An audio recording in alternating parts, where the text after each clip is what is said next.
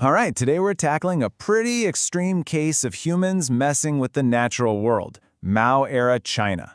We're going to lean on the incredible research of Judith Shapiro to see how a political idea literally turned into a war on nature, and the consequences, well, they're still being felt today. So let's get into it. So, to really get what happened here, you've got to start with the philosophy of the man in charge, Mao Zedong. His whole worldview wasn't just about politics. It was about constant struggle. And this quote, wow, it really sets the stage. It tells you everything you need to know about an ideology where humanity isn't part of nature, but something that has to fight it, to dominate it. And look, this wasn't just some poetic idea.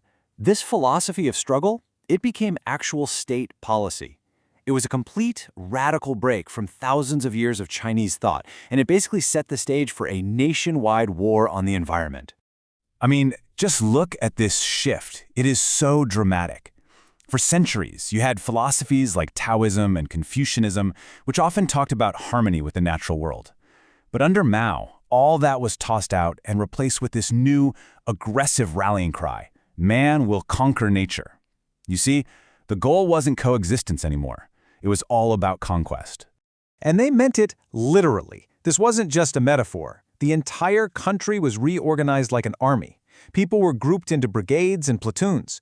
You weren't just a farmer or a worker anymore. Nope. You were part of the shock troops being sent to launch shock attacks on the land.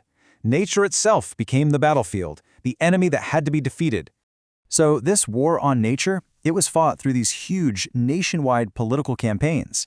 Let's dig into a couple of the main battles to see how this ideology played out in the real world. And, spoiler alert, the effects were devastating. Okay, first up, the infamous Great Leap Forward. This was a campaign driven by what Shapiro calls utopian urgency, which is a great way of saying it was this desperate, almost frantic push to drag China from being a farming society into an industrial superpower practically overnight.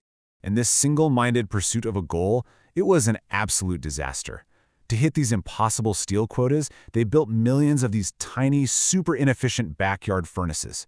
And what do furnaces need for fuel? Trees. A massive wave of deforestation just swept across the country to feed them. It was a project that, as one scholar put it, just completely ignored the basic laws of nature and science. And here's the brutal human cost. With the entire workforce diverted to making totally useless steel, the ecosystems just collapsed. Agriculture failed, and it led directly to one of the worst famines in all of human history. The war on nature had become a war on the people's own ability to eat. So the next major campaign kind of built on this same ideology. After the famine, you'd think they'd change course, but instead, the focus just shifted obsessively to food production. The policy was called "Take Grain as the Key," and it forced this dangerous, rigid, one-size-fits-all approach onto a massive, diverse country. The logic was just brutally simple, and it completely steamrolled any local knowledge. Basically, if it wasn't grain, it was useless. Officials were ordered to destroy any other crops. The source material talks about people having to cut down their own fruit trees with tears in their eyes. The devastation just kept going, as forests were cleared on these super steep mountainsides to plant grain where it had no business growing, which of course led directly to catastrophic soil erosion and landslides. So after decades of this struggle against the earth, what was the final toll? Well, the results were nothing short of a catastrophe for both the environment and for the Chinese people. And you know, it's impossible to really quantify the full tragedy in a simple chart, but you can see the main areas of devastation here. The Great Famine, of course, stands out as the most horrific human cost. But beyond that, you've got this vast deforestation, severe soil degradation, and a massive loss of biodiversity that left these incredibly deep scars on the land itself. And this is what brings us back to the central idea in Judith Shapiro's work. It wasn't one thing or the other. The environmental story of this era shows this clear, tragic connection.